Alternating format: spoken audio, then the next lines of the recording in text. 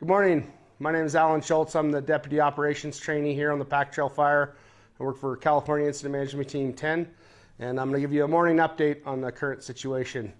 We'll start over here in Branch 5 in the West Structure Group.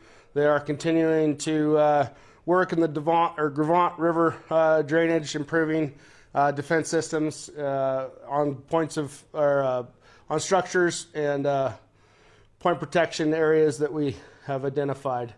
Moving around into Division Lima, it remains unstaffed, patrolled by air, no real threats to improvements or anything like that, so we're patrolling that.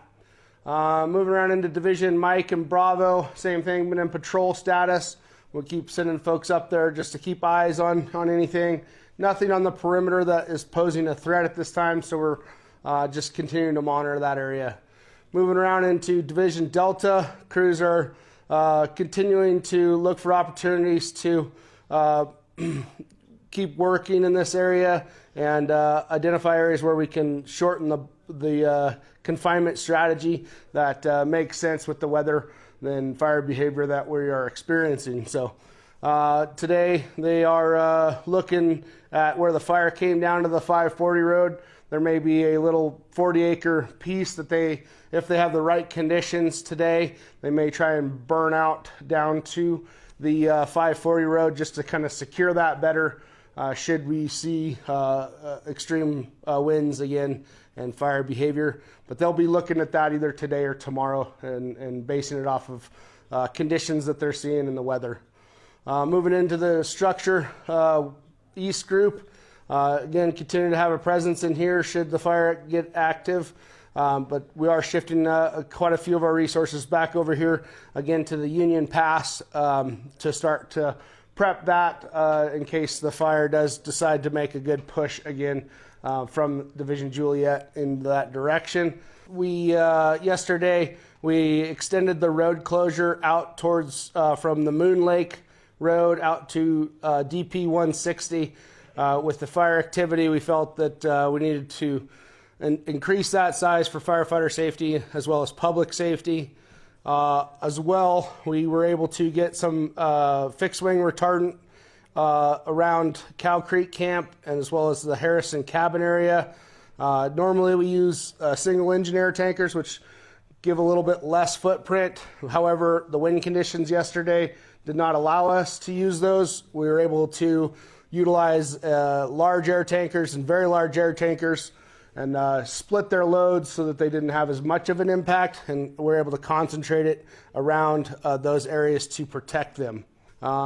Today, down in Division India, the crews are continuing to hold in the Trout Creek area, and the line from Trout Creek back over to the to drop point 101 in the 26 corridor area. It sounded like they completed that yesterday, and they'll continue to improve anything they need to do and hold that today. And they're also looking down here to where the division break is with Juliet to somehow secure this edge and continue to use this 534 road as our confinement line.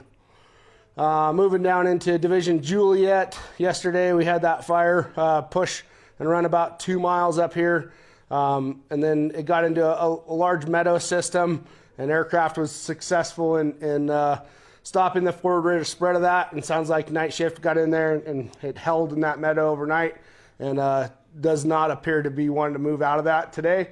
Our main concern is the flanks of that finger. If it decides to get some wind behind it, it could, burn again and make another run. However, that's where we're focusing a lot of our effort today to try and contain that and stop this southerly progression and easterly progression of that fire.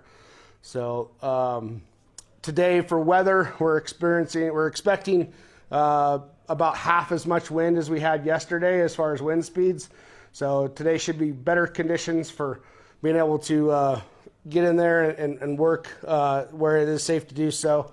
And we'll continue also to hold the Union Pass Road across the south side and make sure that we're watching the values at risk in there as far as Cowboy Camp. There is still a little bit of unburned fuel around that we're monitoring and making sure that stays low intensity and that the structures will survive, as well as the Strawberry Warning Hut and the Fish Creek Guard Station. We'll keep continuing to monitor that and work aircraft where needed to keep that fire minimized to the threat. Moving into Division Kilo, we've had a few folks come out to the old guard station out in the Park Creek area. The fire does continue to move towards that, and we are working aircraft in there just to keep it in check and moderate the intensities.